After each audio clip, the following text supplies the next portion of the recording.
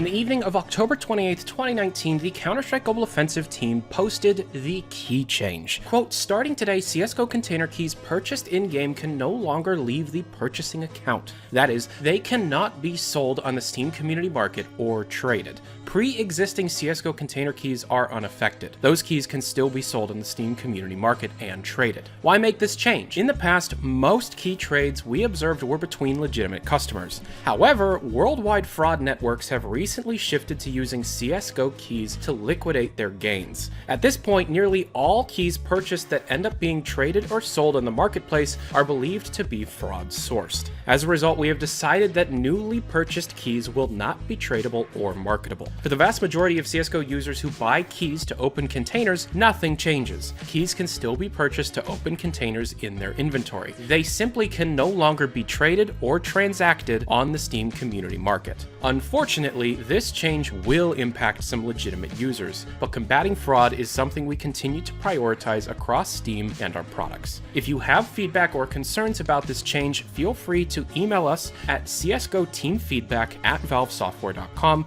with the subject key restriction. This is one in a long line of changes that the Counter-Strike team have been making over the last 3 years. It started with popularization of CSGO gambling. That led to the Steam mobile app authenticator and the 2-week trade hold. A few weeks ago, we had the X-Ray update, where in France, a country that had essentially changed the rules on loot boxes, the entire case system was reinvented from the ground up, essentially allowing users to see what they will open, but then not allowing them to open any other cases unless they purchase the item they saw outright. Now we have this key change. TF2 fans, they're coming for you next. This change has gone through. It exists right now. And true, all previously purchased keys will retain their abilities. However, in a few weeks, once all of these ill-gotten fraudulent gains can no longer be laundered through CSGO keys, these fraudulent people are not going to stop being fraudulent. They're just going to move over to something that also works. And unfortunately, that's Team Fortress 2's keys.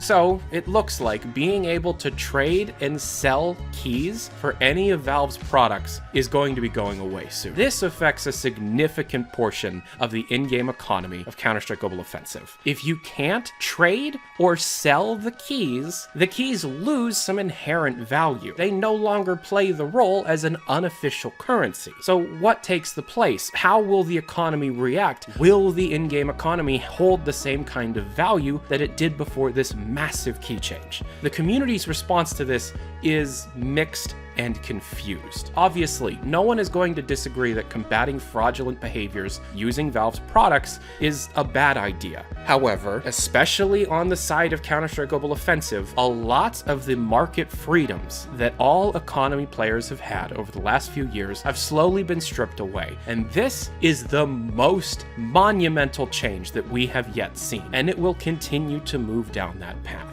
It's the same reason why Artifact didn't allow users to trade their cards. Valve is walking on eggshells here. They have already gotten in a lot of trouble following the CSGO gambling situations, so they want to distance themselves from any other possible litigations or legal trouble. Unfortunately, for people that do like playing the econ game in Valve's IPs, might need to find something else to do. And I guarantee you, Team Fortress 2 is going to be doing something very similar very soon. So we'll just have to wait and see to understand the long-term ramifications of something so massive.